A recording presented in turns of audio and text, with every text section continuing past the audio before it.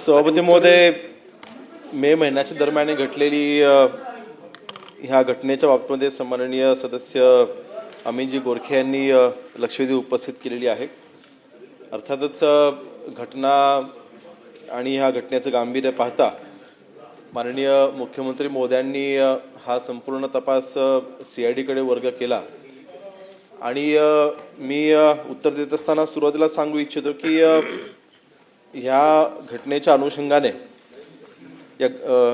अनुषंगाने आपण पोलीस विभागातील 13 अधिकारी आणि कर्मचाऱ्यांना आपण निलंबित केलेलं आहे आणि शेवटी एक्साईजची देखील तितकीच जबाबदारी होती आणि त्या विभागातील देखील आपण 13 जणांवरती आपण निलंबनाची आपण कारवाई केलेली आहे। ह्याच्यावरून आपल्या लक्षात येत असेल की ही घटना सरकार म्हणून आम्ही अतिशय गांभीर्याने घेतलेली आहे आणि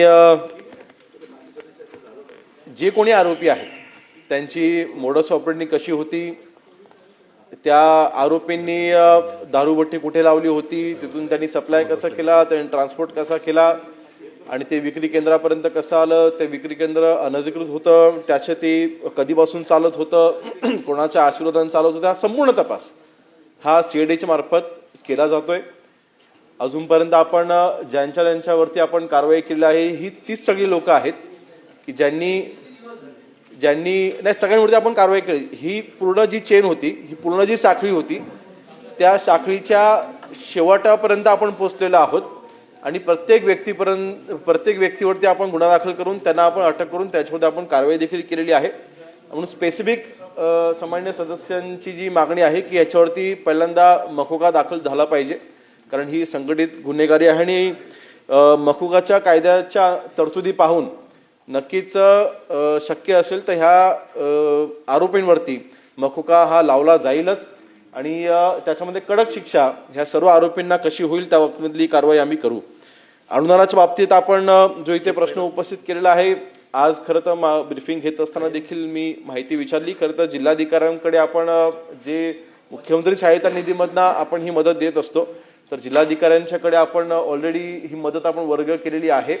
फक्त आता जिल्हाधिकाऱ्यांनी ती कागदोपत्री जी पूर्तता आहे ती पूर्ण करून त्या कुटुंबांना ही मदत आता फक्त वर्ग करायची आहे। मला वाटतं पुढच्या 5 ते 7 दिवसामध्ये ही सर्व मदत त्यांना वर्ग केली जाईल। त्याच्यामध्ये आपलं जे म्हणणं आहे की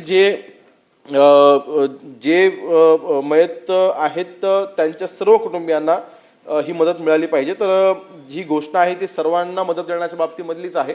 तर त्या अनुषंगाने सगळे जे कोणी ह्याच्यामध्ये पीडित आहेत त्या सगळ्यांच्या कुटुंबियांना ही मदत दिली जाईल आणि एकंदरीत आपण ह्याच्यामध्ये अजून एक विभाग महत्त्वाची भूमिका बजावतो। शेवटी मिथेनॉलचं मिक्सिंग या अल्कोहोलमध्ये किंवा तिथे त्याच्यामध्ये झालं होतं नाही, ह्याच्यामध्ये FDA मिथेनॉलचं पूर्ण मॉनिटरिंग हे FDA विभाग करत असतं, अन्न आणि औषध प्रशासन विभाग करतं। त्याच्या ट्रान्सपोर्ट ते विभाग माझ्याकडे राज्यमंत्री म्हणून आहे। आता अधिकारी किती आहेत तो विषय वेगळा राहिला, परंतु ते विभाग राज्यमंत्री म्हणून ते माझ्याकडे आहे। परंतु त्याच्यामध्ये आज FDAच्या अधिकाऱ्यांच्या मार्फत देखील मी माहिती घेतली की हे जिथून हे मिथेनॉल आणलं गेलं होतं ते खरं तर नवी मुंबईमधलं वाशी आणि भिवंडी येथे त्यांचं गोदाम होतं आणि हे अधिकृत गोदाम होतं। ते परवानगी होती त्यांच्याकडे आणि त्यांच्याकडे फक्त विक्री करायची देखील परवानगी होती, परंतु विक्रीचा कुठलाही डेटा हा त्यांच्याकडे उपलब्ध नव्हता आणि अर्थातच त्यांनी ही विक्री करत असताना अनधिकृतरित्या त्यांनी ती विक्री केली होती। तर त्या गोदामाच्या मालकांवरती देखील आपण तिथे गुन्हा दाखल केलेला आहे, त्यांच्यावरती देखील आपण कारवाई केलेली आहे आणि एकंदरीत सामान्य सदस्यांनी जे इथे काय सूचना केलेल्या आहेत की ह्या मिथेनॉलचं ट्रान्सपोर्ट होत असताना त्याचं मॉनिटरिंग झालं पाहिजे किंवा ते ट्रान्सपोर्ट शेवटी ज्या इंडस्ट्रीजना हे मिथेनॉल आवश्यक आहे जिथे हे आपण सप्लाय करतो टँकरच्या मार्फत, तर त्याचं मॉनिटरिंग व्यवस्थित झालं पाहिजे आणि त्याच्यावरती QR कोडिंग म्हणा किंवा GPS ट्रॅकिंग म्हणा किंवा अत्याधुनिक तंत्रज्ञानाचा वापर ह्या मॉनिटरिंग सिस्टमवरती कसा करता येईल या बाबतीमधला नक्कीच सूचना आम्ही संबंधित अधिकाऱ्यांना आम्ही देऊ। परंतु ह्या घटना पुन्हा घडणार नाहीत आणि ही जी काही पूर्ण साखळी तयार झाली होती, आता ही तर पर्टिक्युलर साखळी आपण मोडून काढलेली आहेच, परंतु संपूर्ण राज्यामध्ये अशा पद्धतीचे अशा पद्धतीच्या घटना कुठल्या कुठल्या ठिकाणी घडलेल्या आहेत त्याची देखील संपूर्ण माहिती आम्ही मागवलेली आहे. कुठल्या कुठल्या व्यक्तींवरती राज्य उत्पादन शुल्क या विभागाच्या मार्फत अशा पद्धतीचे गुन्हे दाखल आहेत.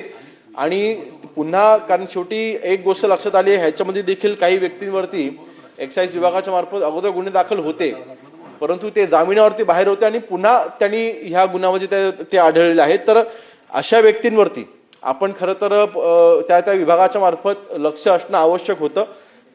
परंतु ते अर्थातच जर का ते झालं असतं तर ही घटना घडली नसती.